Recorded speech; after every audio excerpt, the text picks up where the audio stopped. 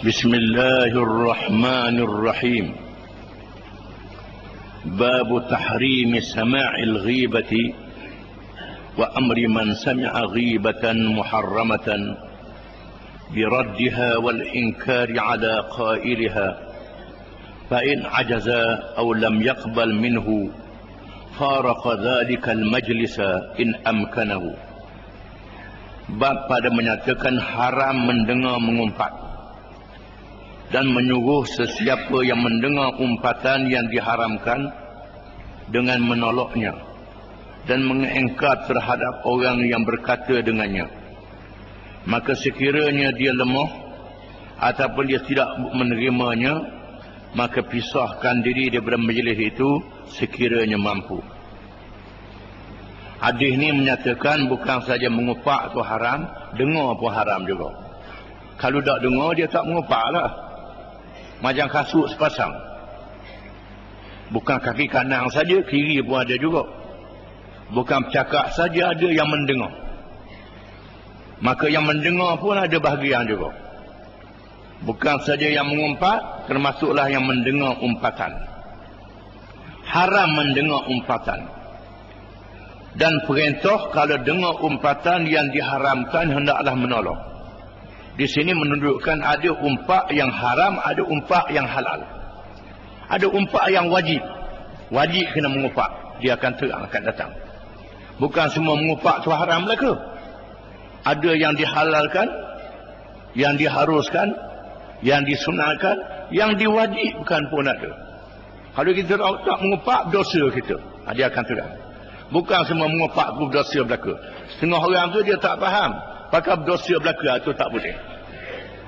Tengok orang buat zalim, orang kelahi di rumah, kita jarang dia, tak boleh khabar dari rakyat ke orang mengumpat. Itu bodoh. Agama tak suruh begitu, itu orang bodoh. Menyalahgunakan agama, tak erti nak faham agama. Oleh kerana itulah berlaku hari ini, kezaliman tepi rumah pun lok. Kejahatan dekat rumah pun lok. Pasal apa? Tak boleh cara orang. Jaga berdosa. Berdosa akan terima pada sama. Di sana wajib mengumpat, kena lapor ke polis, lapor pada hak yang berkenaan kalau adanya benda yang tak molek dekat rumah kita. Kalau tidak, dosa kita. Berdosa tak boleh. Kita tengok orang duk aku dadah tepi rumah kita, tak ada report lah ngumpat. Itu tak betul, salah, berdosa. Peropok duduk kat rumah kita, tahu peropok duduk sewa rumah sebelah. Jangan cara orang. Ini bukan orang yang beriman yang sebenar. Itu orang beriman yang bodoh, yang tak tahu kala, tak faham dalam masalah agama. Ini akan diterangkan, akan datang. Qala Allah Ta'ala, wa idza sami'u al-laghwa a'radu anhu. Suratul Qasas ayat 55. Maksudnya, dan apabila mereka mendengar al-laghwa, yakni cakap-cakap yang lara, yang berdosa, yang haram, yang tak betul, mereka berpaling daripadanya. Mereka tak dengar cakap itu. Ini umpak yang haram, ataupun benda yang haram, hiburan yang haram. Wa qala ta'ala, dan firman Allah Ta'ala, walladzina hum 'anil laghwi mu'ridun. Dan orang-orang yang keadaan mereka itu berpaling daripada perkara yang melarakan. Perkara yang melarakan, yang haram, yang maksiat, dia tak dengar. Dia berpaling. Ini termasuk dalam qad aflahal mu'minun. Sesungguhnya berbahagialah orang-orang yang beriman. Di antara orang-orang beriman yang berbahagia itu ialah orang yang beriman yang berpaling daripada perkara yang haram. Bila dengar orang cakap yang haram, maka dia lari, tak hadir. Dah pasal dia jamu, pasal jamu tak tahannya.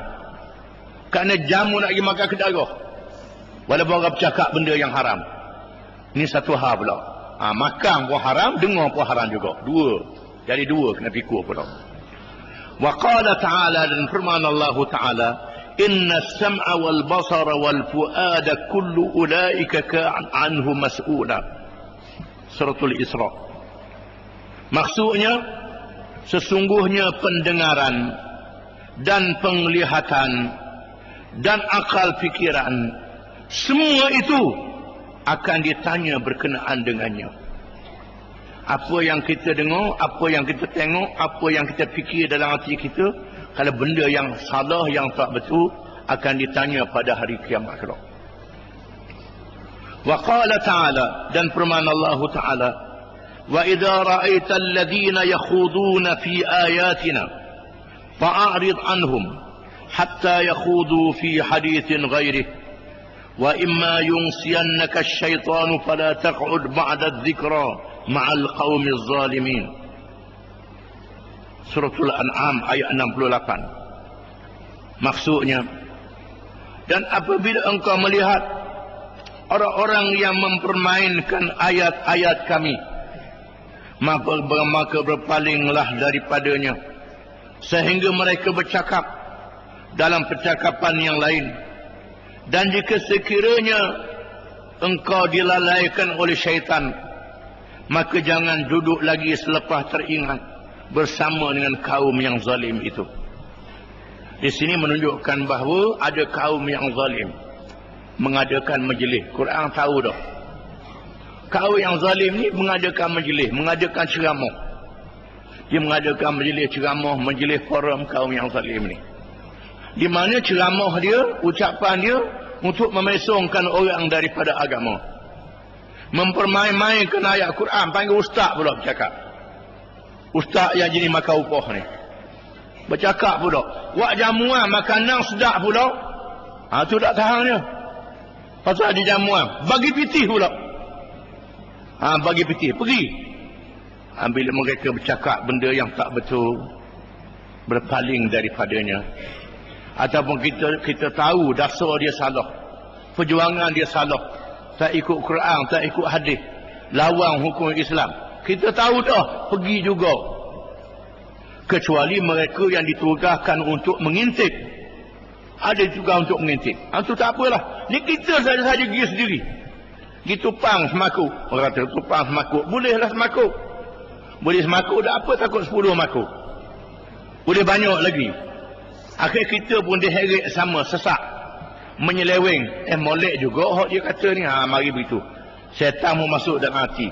Jaga. Maka Allah Ta'ala minta berpaling daripada majlis-majlis yang seperti ini. Kalau ada majlis yang menyeleweng daripada agama, berpaling. Adapun hadisnya, hadis yang mengatakan kalau ada percakapan yang mungkar, kita tegur.